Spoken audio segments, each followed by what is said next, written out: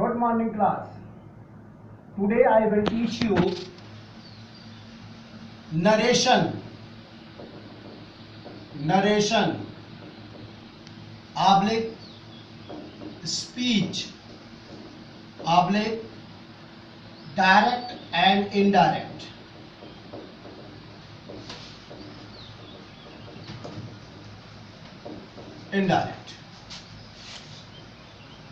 There are two kinds of speech. Two kinds of speech.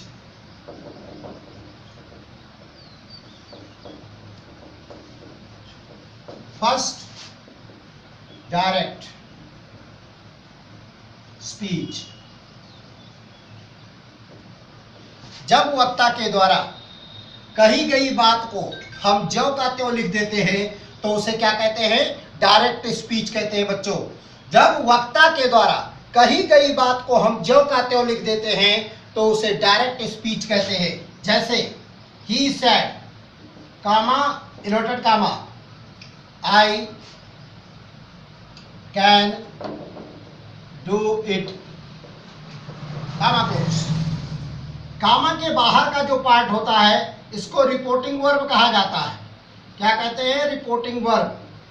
Shortcut में इसको हम RB के नाम से जानेंगे। और जो कामा के अंदर का पार्ट होता है इसको हम रिपोर्टेड स्पीच कहते हैं। क्या कहते हैं? Reported speech. और शॉर्टकट में इसे आरएस कहेंगे। उसके बाद दूसरा क्या होता है? Indirect speech. क्या होता है? Indirect speech.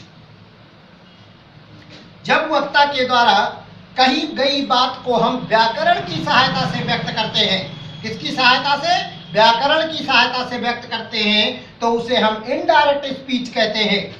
इसी सेंटेंस को हम कन्वर्ट करते हैं इनडायरेक्ट में।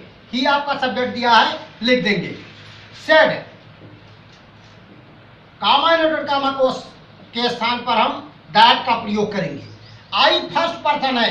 क्या है? फर्स्ट पर्सन है, जो कि रिपोर्टिंग वर्ब के सब्जेक्ट से बदलता है। रिपोर्टिंग वर्ब का सब्जेक्ट क्या दिया है? ही। तो यहां पर आई के स्थान पर क्या हो जाएगा? ही। अब कैन कुड में परिवर्तित हो जाता है। उसके बाद वर्ब की फर्स्ट फॉर्म दी है डू और इट थर्ड पर्सन करता है। इसमें कोई परिवर्तन नहीं होता है। इसके बाद हम पर्सन के बारे में जानते हैं। पर्सन।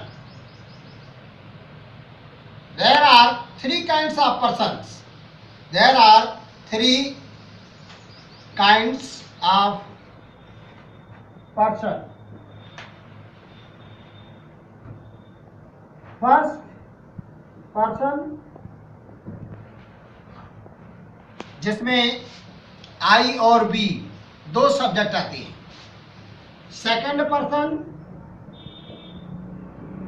जिसमें एक सब्जेक्ट आता है आपका यू। थर्ड पर्सन जिसमें ही शी इट दे और प्रॉपर नाउन ये सारे सब्जेक्ट आपके थर्ड पर्सन कर्ता में आते हैं।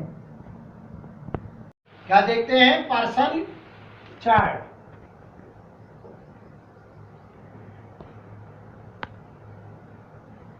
पर्सन चार्ट में हम पहले बना दे रहे हैं, फिर आप लोग जो है इसको देखेंगे। Person subjective case, objective case,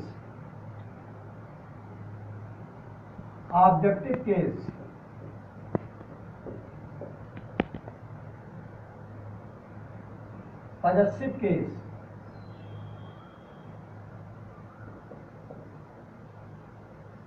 और यहां पर चेंज।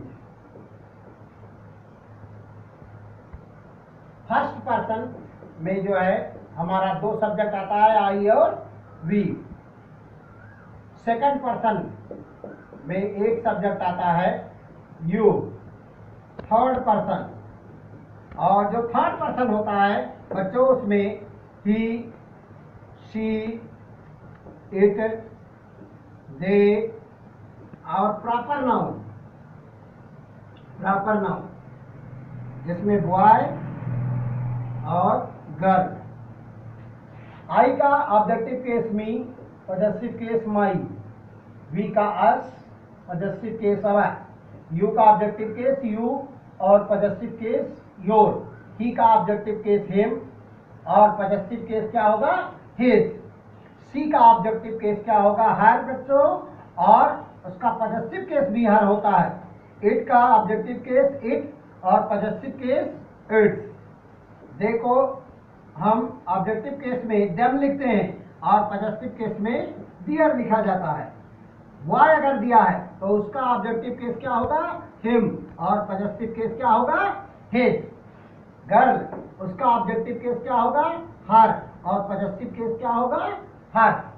अब जो फर्स्ट पर्सन कर्ता होते हैं, चाहे वो सब्जेक्टिव केस हो, चाहे ऑब्जेक्टिव केस हो, चाहे पॉजेसिव केस हो, वो आरबी के सब्जेक्ट से परिवर्तित किए जाते हैं।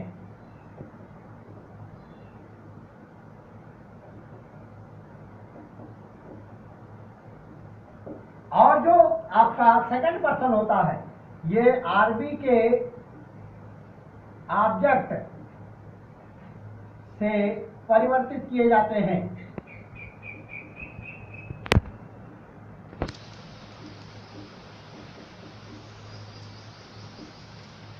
थर्ड पर्सन कोई परिवर्तन नहीं होता है इसमें। थर्ड पर्सन में कोई परिवर्तन नहीं होता है।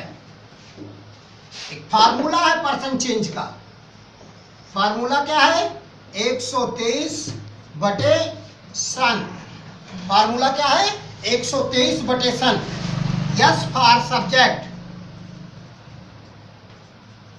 O for object